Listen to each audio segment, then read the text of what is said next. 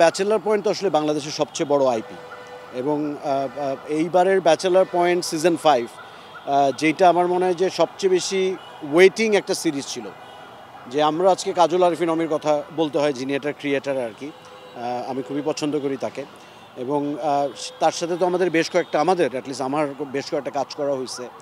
তো কাজ করতে করতে অবশ্যই আমরাও প্রশ্ন করছি যে ব্যাচেলর পয়েন্ট কখন আসবে, কারণ তোমার যেই কাজই আমরা যখন পোস্ট করি সবাই বলে সিজন 5 চাই।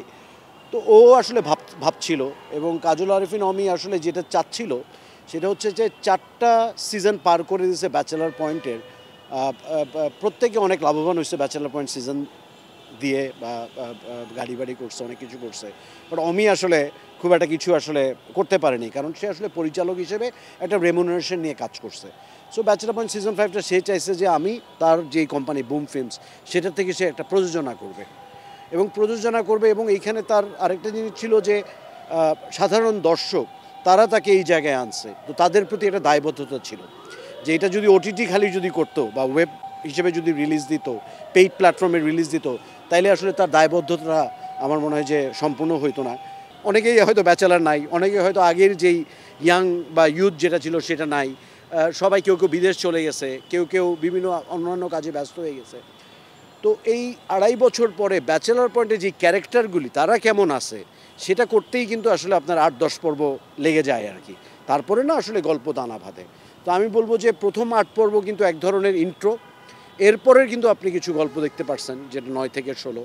আমি আশা করি যে 17 থেকে 24 আপনারা আরও দেখতে পারবেন আর কি। তো সব কিছু মিলিয়ে আমি মনে করি যে ব্যাচেলার পয়েন্ট আমরা যেই আঙ্গিকে আসলে দেখছি, এটা 120 পর্বের একটা সিজন। এটাকে আমরা 15টা চ্যাপ্টারে ভাগ করছি এবং 15টা চ্যাপ্টারে আমরা প্রত্যেকটা চ্যাপ্টারকে আমরা 8 পর্ব করে বলছি, যে চ্যাপ্টার 1 রিলিজ হয়েছে, চ্যাপ্টার 2 রিলিজ হয়েছে, প্রতি মাসে রিলিজ হবে এবং 8 পর্ব একসাথে আপনি দেখতে পারবেন যদি আপনি পে করে দেখতে চান। এবং আমাদের বঙ্গের জায়গা থেকে আমরা কি করছি যে 5 টাকা একটা এপিসোড, 5 টাকা তো ভাই অনেক টাকা না, সো যাতে সবাই যেন অ্যাফোর্ড করে আসলে দেখতে পারে। সো 5 টাকায় 8টা এপিসোড মানে 40 টাকা দিয়ে আপনি আসলে একটা চ্যাপ্টার দেখছেন আর কি। বা আপনি কিন্তু চাইলে পুরো সিজন কিনতে পারবেন। তো সিজন মানে 120 পর্ব কিনলে 5 টাকা করে আসে 600 টাকা। আমরা 100 টাকার একটা ডিসকাউন্ট দিচ্ছি, 500 টাকায় আপনি দেখতে পারবেন। সেটার সাথে আমরা বাংলাদেশে প্রথমবারের মতো কালেক্টেবল কার্ড নিয়ে আসছি।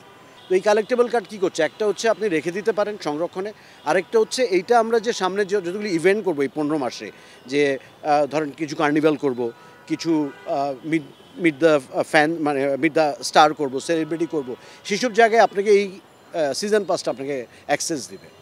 সিজন পাসের লোকজনই এইটা করতে পারবে। তো আমার কাছে মনে হয় যে এই মানে স্ট্র্যাটেজিতে ব্যাচেলার পয়েন্টে আমরা অভূতপূর্ণ সাড়া পাইছি প্রথম মাসে। তারপরে যখন এটা ইউটিউবে একটা করে রিলিজ হওয়ার, অবশ্যই এটার একটা সাড়াটা কিছুটা কমছে, কিন্তু আমার মনে হয় যে যারা আগে দেখে ফেলতে চান যে গল্পের হুক বা গল্পের জায়গা থেকে, তারা বঙ্গতে এসে দেখছেন।